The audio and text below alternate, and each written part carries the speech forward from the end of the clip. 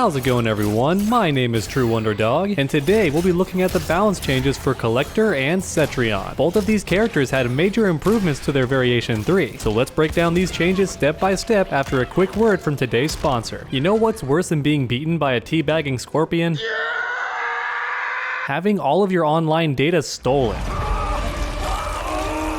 So keep yourself safe with Strong VPN. I've been using them for months now and I'm very satisfied. My gameplay is still fast and fluid, and the entire time I knew my data was safe. And best of all, Strong VPN is super affordable, especially if you use my special link down below for a permanent discount. That's right, permanent. Never worry about your data being stolen ever again. Get protected with Strong VPN today. Alright, now on to the video. Let's begin with Cetrion. So first up we have Heaven's Wind. So this move now has 5 more frames of recovery on block. So what that means is it's now -1, whereas before, if we do the math, it was +4 on block. And what that essentially meant was if the opponent blocked this, you could do like her low, for example, which starts up in 10 frames, which means if you pressed any button whatsoever, you were going to get hit, and that was a knockdown and tons of good frame advantage, or you just knock them down and go for zoning, all that good stuff. However, since this move is now minus on block, you can actually challenge Cetrion. If she's like spamming this all the time and then going for this, trying to reinforce frame pressure, she no longer has it. You can actually challenge her with a down 1, down 3, all that good stuff. And this change, oddly enough, is very similar to Liu Kang, which we covered yesterday. Her offense has been reduced a little bit, which I find kind of funny because I don't think anyone really cared about Cetrion's offense. I'm pretty sure everybody was tired of the zoning, but the zoning is pretty much just as good. I'm going to tell you that right now. Her zoning has not gotten any weaker. Instead, for whatever reason, NetherRealm was stressing about her offense, which I'll be honest, I'd rather Cetrion kill me up close any day. I'm tired of losing from full screen. That's what gets me frustrated. And if I'm being honest, this change doesn't really even matter unless you're playing at high level, because Cetrion can just do this and keep herself completely safe. Now this does cost 1 bar, and you can flawless block the second hit, but most players don't. You're playing online.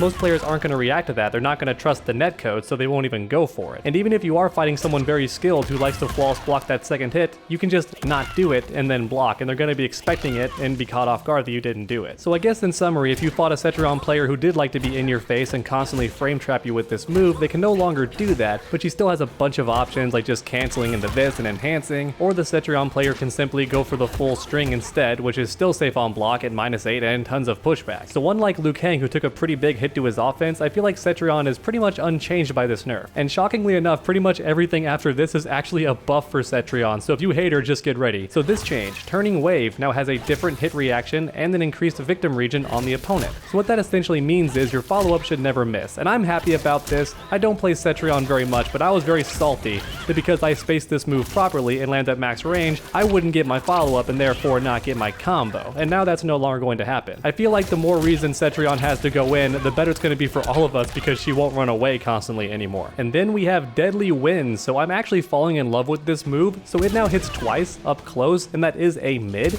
And look at this. It's actually +2, which means if you have good timing, you can actually reinforce some offense with this. If the opponent's blocking all the time, you can go for a throw because they're at perfect distance for a throw, and unless they duck, they're getting caught most likely. So essentially, if Cetrion is playing footsies with you and lands a hit, she can go for a throw mix-up, she can go for a frame trap, all that good stuff. It's honestly just a really good move on hit now, and check this out. If she amplifies, +10. That means she can do anything. Cetrion, in this variation, if she spins the bar, can do pretty much anything, and as long as the player is doing a good job timing their buttons, you can't do nothing. You can't do diddly squat. So in other words, whenever Cetrion lands a hit, you just belong to her. She's gonna have so much frame advantage. Now what's this like on block though? Before I get too excited. Wow, all that pushback and still +1. What's the regular one like? -7? Okay, yeah, Deadly Winds might be one of the best moves in the entire game right now. It's really good on block. Forget what I said about doing the boulder. She can just do this instead. She doesn't need the wall anymore. She can just do this on block. It doesn't matter if you nerfed standing 1. She can just do this and push you really far away and just do some zoning and all that dirty stuff. My goodness. So Deadly Winds is just a really good move, and it now hits twice for more damage and some really good setups. And to make this move just that much better, it is also her armor break. So check it out. And it restands the opponent, and they're still at +10. Now the gap is pretty big, but since you're at +10, they have to like jump backwards or try to backdash, but this move might still catch them, and in the corner it's going to be especially strong. And I have to spin the bar to actually, wait, did I spin the bar? I don't think I did. Oh my Jesus. So I'm a +7 there. So it depends on when you do it looks like, but you're still very plus if they break away and you catch them with this. Oh my goodness, you can be a +10 for not spending any meter. So in the corner, that's going to be really strong and it's going to be great for setups. Now you don't get any crushing blows or anything like that, and the damage isn't that high. So for example, if I do just a regular uppercut, I'm actually getting more damage than if I go for the regular armor breaking special move. However, once again, I have the restand and tons of offense and pressure, especially in the corner. And then if you do want more damage and still really good pressure, you can just spin the bar, I imagine. Oh yeah, and then you're at like crazy plus frames. You can dash forward, go for a throw, do a forward 2-3, all that dirty stuff. How plus was I? I didn't even check. Only +8. Okay, so you're not actually getting a very big benefit for doing the amplified version after an armor break, though you are getting more damage. Look at that, 30%. I just noticed that. Okay, so you're getting a regular 30% for that. So if you do something like this...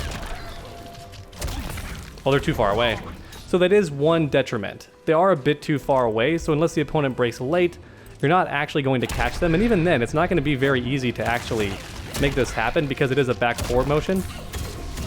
But yeah, you can still catch up, and you're getting 30% for not even one bar there. So yeah, pretty decent damage, restands the opponent, crazy plus frames, going to be very strong in the corner. I think we may have an aggressive version of Cetrion in Variation 3, with a much bigger emphasis on offense, whether it be frame traps, throw mix-ups, all that good stuff, and that gets me a bit excited. I'm tired of the zoning, so I want to see Variation 3 be a bit more aggressive. Now, just in case you don't play Cetrion, it is worth mentioning that this move is only available in Variation 3, which means you have to play what is considered by many to be the worst variation if you want her armor breaking move, because for anyone who's not aware, this variation is pretty much a slot machine. Where's the actual move? Right here. So already a very dumb input, down, down, up. And this gives you like 4 different random things. I've made an entire video on it. If you want to check it out, I'll put it on screen. But essentially, you give up all your defensive options. Look at that. Cost me 2 bars of defense, no breakaway, no wake ups, no rolls, nothing. And what you get for spending all of that is basically random. It can be one of the 4 elements, and they're all just different buffs. The fire one is pretty common and gives you access to a crushing blow, actually, which is nice. Normally she does not have that, but you can also have like wind and water. Yeah, so the wind one is really stupid. If you get the wind one, you're in pretty bad shape. Some of them are just really bad and some are super godlike. Like the water one is just amazing. The boulder one's kind of okay, it's very situational, but the water one lets you slip out of combos for free even if you're standing, so that one's really strong. It's like Aquaman and Injustice. So she has some really good stuff, but it costs you 2 defensive bars. That's the deal breaker, right? All of your defensive options just go away. But even so, I'm gonna be honest, now that Deadly Winds is one of the best moves in the entire game, it may do a little bit to offset how terrible that one move is. If I was playing Cetrion, that new slot machine gimmick would just be a gimmick. It would be something I use every now and then just to try and spice things up when I'm fighting the opponent, but it wouldn't be my go-to move like it used to be. And her zoning was actually pretty decent in this variation already. She has tons of pushback, and even though this move has some pretty big wind-up to it, it's pretty tall, so it's hard to jump over. And I believe the further away you are, the bigger it actually gets, so it becomes pretty much impossible to jump over from far away. So she has some pretty good zoning in this variation, and the best offense I feel like for Cetrion too, so it could actually be a decent variation despite this random slot machine gimmick. However, Cetrion's last buff is in Variation 1, and it's the Shattering Boulder. It now does 90 damage instead of 70. And I do believe they mean just the regular version. Look at that damage, that's pretty chunky. Not too bad, and that of course means the amplified version will do more damage too, since it hits after. There's a crushing blow for landing this thing at like max range, so you get 26%, whereas before it was probably lower. And can you still amplify after it hits? No, you can't. That would have been cool if you could. But no, the amplified does not. But the crushing blow probably does more damage too. Someone in the comments who plays Cetrion let me know, but I imagine if by default it does more damage, the crushing blow likely does too. But the point is, this thing does some decent damage now, and that's good because it replaces one of Cetrion's best moves, which is that like barrier. I forget the name of it, but it's one that beats projectiles and is safe on block when you amplify, all that good stuff. And this is not nearly as good on block. Like, it's not terrible, but it's got a very long startup by comparison, so the opponent can actually hit you before it comes out. But as far as spacing goes, it's actually much better because you can do it from really far away, whereas the rock barrier definitely can't do that. So it's not as good for keeping yourself safe up close, but it's very good for zoning. And then as the cherry on top, it does a bit more damage. And that's actually it for all of Cetrion's changes. Once again, they were 99% buffs. She just had this one little nerf right here to her standing 1, but it's still a fantastic move with a bunch of different options. So overall, if you play Cetrion, I say be happy because she mostly got better, and I recommend trying out Variation 3, it seems a lot stronger now. And next up, let's talk about Kollector. So these first two changes are pretty interesting. So Warriyo Toss, this projectile that can extend combos and has a pretty fun crushing blow, this now only requires 1 slot instead of 2. So that's going to be fun if you're doing custom combat. You can now add this to your favorite variation and it won't take up 2 slots. However, if you're a fan of Relic Lure, then bad news because that one takes up 2 slots now. So I'm going to assume before it took up 1 because I doubt it was a 3-slot move. And now if you want this, it costs 2. So sadly, if you loved rocking this move and you had 2 other moves in that variation, you can no longer use one of them because it takes up 2 slots. Now hopefully this didn't affect his tournament variation 3, but if you main Kollector, let me know. Did he actually lose something as a result of this in variation 3? I hope not, but please let me know. Now the silver lining to Relic Lure costing 2 slots is it did get a lot of buffs. So this move now starts up in 16 frames instead of 27, so it's almost twice as fast. And on top of that, it also has 10 more active frames, 4 more recovery frames on block, and 11 more recovery frames on miss. So it's actually much worse on block and even worse on whiff, but if you land it, it's active for 10 more frames, so it's going to be better for combos, I imagine. Now you likely already guessed why this move got so many buffs. It is in fact his armor breaking move, and I do believe this is only available in this variation. Oh, but look at that, it sucks you in even if you're right near the floor. Now you don't get a restand, but it does break armor. What's the damage on that? Oh, I got a dash forward. Otherwise I can't tell. I like comparing it to uppercuts. So 180 if you uppercut. And then 183, ooh, so even without spending meter, it's not half bad for beating breakaway. Can I amplify twice? I can't. I think it does say that in the patch notes, so you can't amplify it twice in the same combo, unfortunately. I think you should be allowed to if you use it to beat armor break. That would be pretty sick. But the good news is you get a bit more damage than you would for an uppercut, and the hitbox has also been adjusted. You likely saw how far that reached.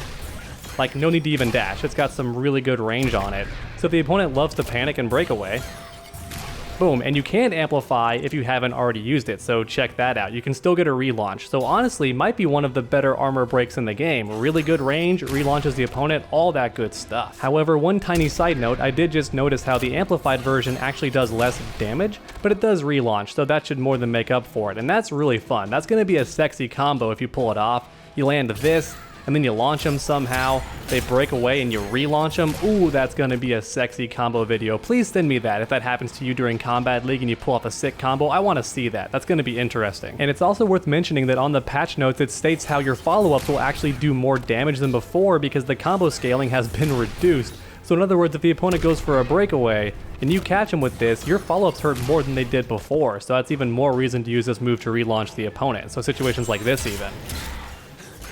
That's gonna be good. Can I actually break in time? You can! Oh my gosh, this might be one of the best armor breaks in the game. It has me pretty excited. And last but not least, the amplified version also got some adjustments too in this update. So it has 3 less active frames, and 8 more recovery frames on block, and 11 less recovery frames on miss. So that's all very interesting. As you already saw, it's not good on block if you amplify. It's not a good idea, but if you miss, you actually recover faster if you amplify it, so that's kind of funny. There could be a way to try and save yourself to amplify it, and it also recovers faster on hit, which is why it's so good for an armor extension because you can just come forward and do whatever you want. So your combos are going to be a lot better. You can probably even do some cool jump-in combos and stuff. He's going to be a fun monster when he beats breakaway. And that's it for Kollector's changes. Pretty much all of them had to do with Variation 3, and out of all the Variation 3 changes, most of them had to do with Relic Lure. It's now a much better move, but it also costs 2 slots as a result. So the good news is if you main Variation 3, it's now much stronger than it used to be, but the bad news is if you played any other variation, because they pretty much didn't get touched at all. So just like any Cetrion players watching, I'm going to recommend that if you play Kollector, you check out Variation 3 because it's much better now and pretty much nothing else got touched. But please let me know your thoughts on these changes in the comment section down below. And then while you're down there, please leave a like if you enjoyed the video. It really does help my channel out a ton. And finally, why not keep that combo going by subscribing and ringing that bell? That way you never miss a future video. Make sure to come back next time, and as always, stay underdogs.